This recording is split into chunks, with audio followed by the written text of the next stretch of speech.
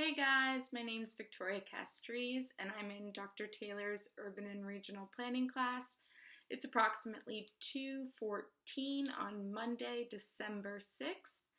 And so here's my intro, yay! So for my project, I chose 302 North Monroe and 307 North Adams Street, and I chose to redevelop these parcels from a blighted and abandoned gas station and a small office building into a multimodal mixed-use redevelopment grocery store with offices above. So benefits and challenges. I believe that this project will bring about a lot of benefits, honestly. The major benefit would be accessibility to fresh produce, to fresh foods, to nutritional foods, to a full service grocer.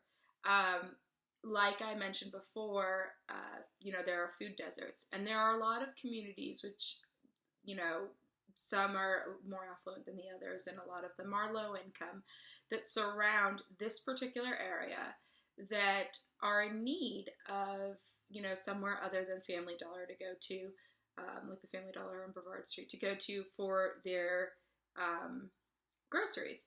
So I believe that this location will allow, accessibility to the surrounding communities, so that they have, more of a variety and a variety that's healthier.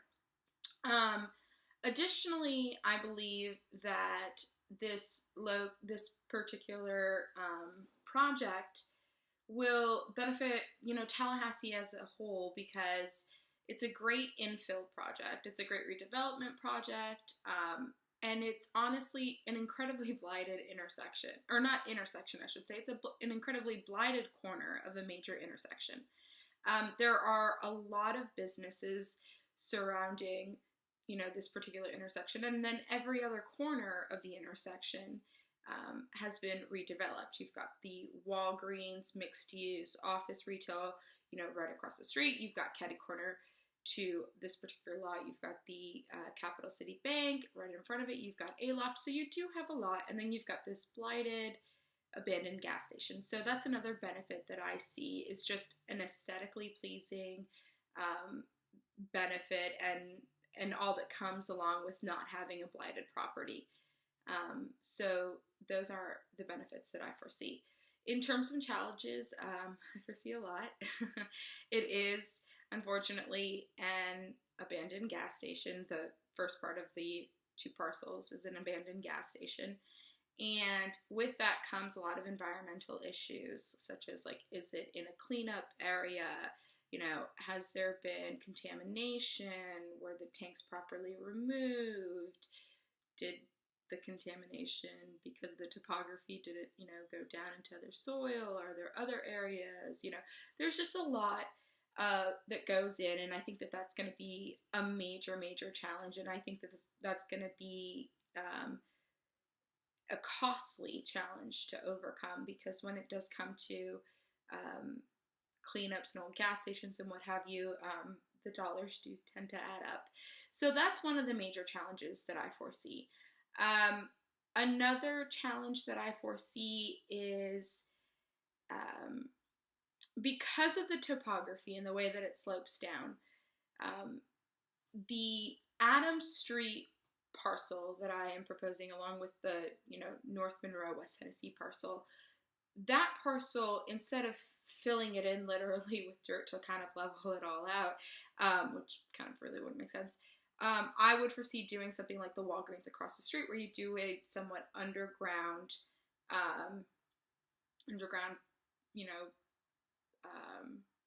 parking garage.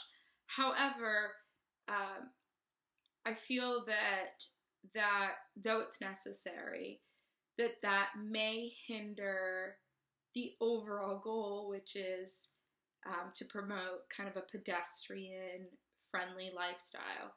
So that's another challenge that I think we will definitely face. So basically, environmental and pedestrian-friendly are a challenge, and then on the other hand, providing access to fresh food and promoting infill redevelopment and kind of beautifying one of our major corners is on the other hand. So, yeah.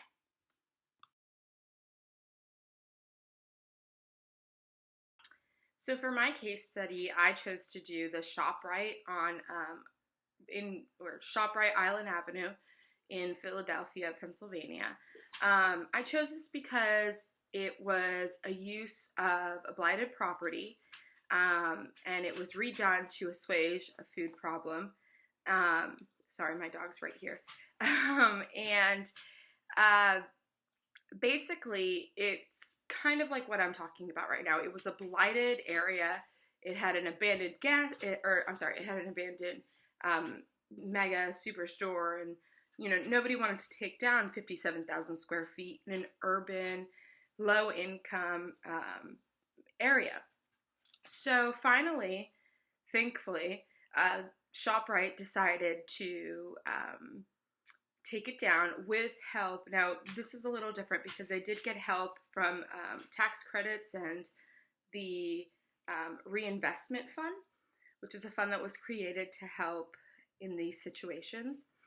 But they were able to open up the store. And what's really cool about this particular case study is that they not only brought this to the community. Sorry, my dog. They not only brought this to the community, but they invited the community in, and they trained the community. They trained those within the community. They hired those within the community, and that was a big expense for them. But to date, what's really cool about it is that the revenues that the company's making from having this low income, kind of, I don't want to say the word undesirable, but just different grocery store, and it is making as much money a year as a grocery store, as one of their typical stores in a medium, to high income neighborhood. So I thought it was just a really good example of what a grocery store could bring to a community. It could invite the community in. We could train, maybe possibly unskilled laborers and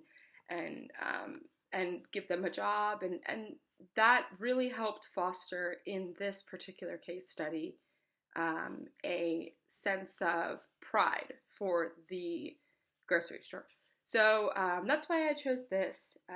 They staffed approximately 258 people, and the store did so well that they opened up 2 more in nearby areas that were also in a food desert.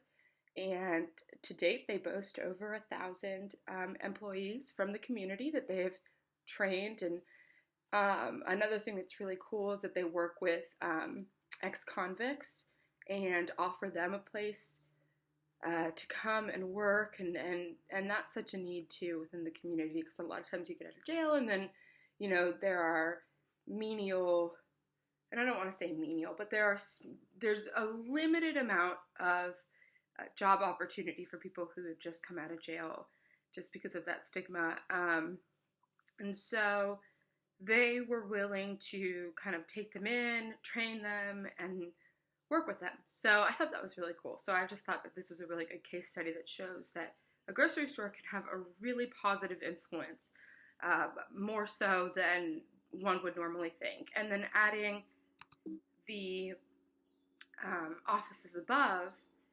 also just generates more income for the developer, and because they can lease those spaces out and again, clean up the blighted intersection. So yeah, that's it.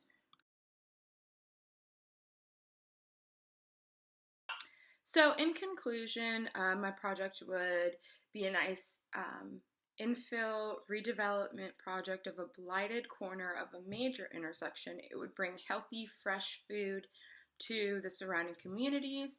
It would allow surrounding communities to walk to, bike to, take the bus to, because there's a bus terminal right across the street. So it would just basically assuage a lot of these issues, and it would help mainly make the city and one of our major intersections more beautiful. So that's it.